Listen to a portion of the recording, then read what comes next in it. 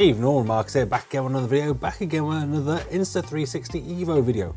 And you guys have been asking me to compare the Vuze XR and the Insta360 One X to the new EVO. So here we go, here's a HDR footage between the One X and the EVO. They're the only two that do HDR, the Vuze doesn't do HDR. But you can kind of see, this is 360 video, so it's taken out. The stitching is hands down better on the One X, absolutely. I sort of customized the stitching the best I could, optimized it and everything else, and it definitely came out better on the One X. But the lenses are a lot closer together.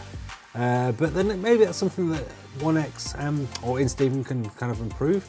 Here we go, here's full auto between the three cameras, so just default settings, nothing changed, nothing graded. So you've got the Vuze on the right hand side there. And once again, you can see the EVO coming last in stitching there. That is some big stitch lines. But quality-wise, the Vuze not coming out too bad in colour.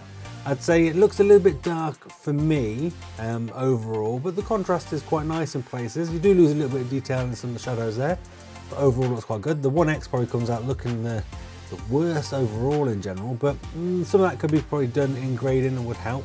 Here's some 360 degree unstabilised footage.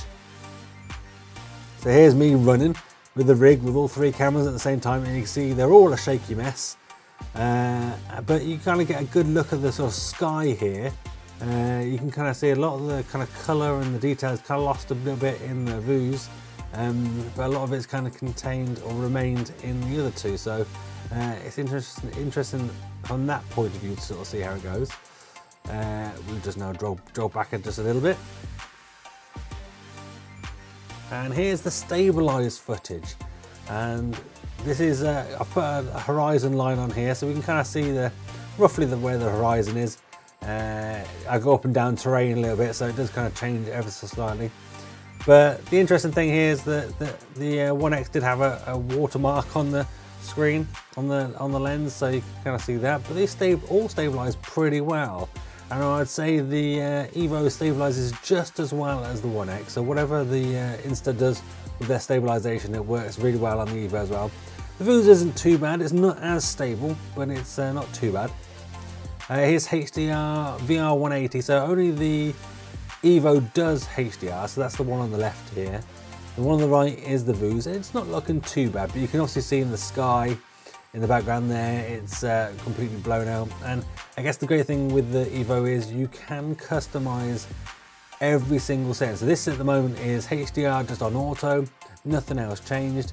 You probably could sort of increase contrast, you know, frame rates and shutter speeds and all that sort of stuff, and make it a little bit better. So, you know, you've got to kind of consider that. So full auto VR 180 video.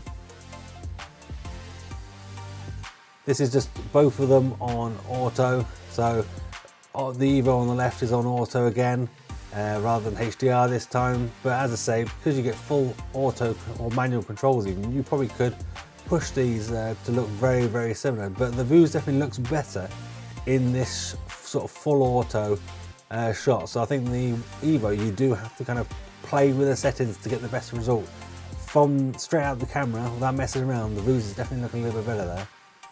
So here's some VR 180 unstabilised video. So here's me running down a street. The sun was setting a little bit, so it was getting a little bit dark.